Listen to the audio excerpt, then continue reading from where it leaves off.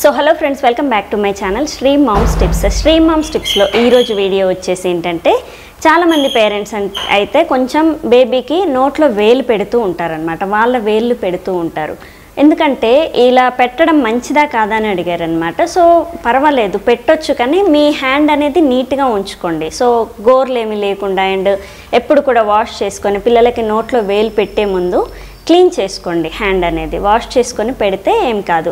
ఇలా ఎందుకు పెడుతూ ఉంటారంటే, పిల్లలు గుక్క పట్టి ఏడ్చినప్పుడు మామూలుగా నిప్పులు అనేది పట్టుకోరు, పాలు తాగరు. అలాంటి టైంలో మీరు ఈ చిటికన వేలు వేసి కొంచెం ఊరుకోబెట్టొచ్చు. కాకపోతే ఇదే అలవాటు చేయకండి, ఎందుకంటే ప్రతిసారి వాళ్ళు ఇంకా మీ ఏల్ని అలా నోట్లో పెట్టుకొని సక్ చేస్తూ ఉంటారనమాట. సో ఇది కొంతవరకు అయితే మంచి పద్ధతి కాదు. కాకపోతే పిల్లలు బాగా గుక్క పట్టి ఏడ్చినప్పుడు ఇలాంటి ట్రిక్ అనేది చాలామంది యూస్ చేస్తూ ఉంటారు. కాకపోతే మీ హ్యాండ్ అనేది గోర్లు ఏమైనా ఉంటే మాత్రం లోపల కుచ్చుకుంటాయి అన్నమాట. అండ్ నోట్లో స్నానం చేసేటప్పుడు కూడా మనం వేలు వేసి ఆ తెమడ మొత్తం కూడా తీస్తూ ఉంటాము. సో ఇలాంటివి చేయొచ్చు మీరు, కానీ నెయిల్కి ఏమైనా మామూలుగా నెయిల్స్ ఏమైనా ఉంటే మాత్రం లోపల గుచ్చుకొని బ్లీడ్ అయ్యే అవకాశం ఉంటుంది. సో ఖచ్చితంగా నెయిల్స్ ఏమి లేకుండా చూసుకోండి. అండ్ రైట్ హ్యాండే పెట్టడానికి ట్రై చేయండి.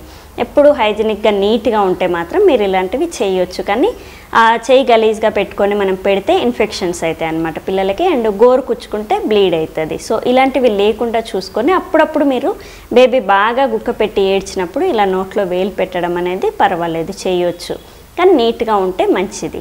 సో చూసారు కదా ఈరోజు వీడియోలో గుక్క పెట్టి ఏడ్చినప్పుడు నోట్లో వేలు పెట్టొచ్చా లేదా అనే దాని గురించి ఈరోజు టాపిక్. సో రేపటి వీడియోలో ఇంకొక మంచి టాపిక్తో మేము ముందుకు వస్తాను. Thank you. Please subscribe my channel Sri moms tips. Thank you.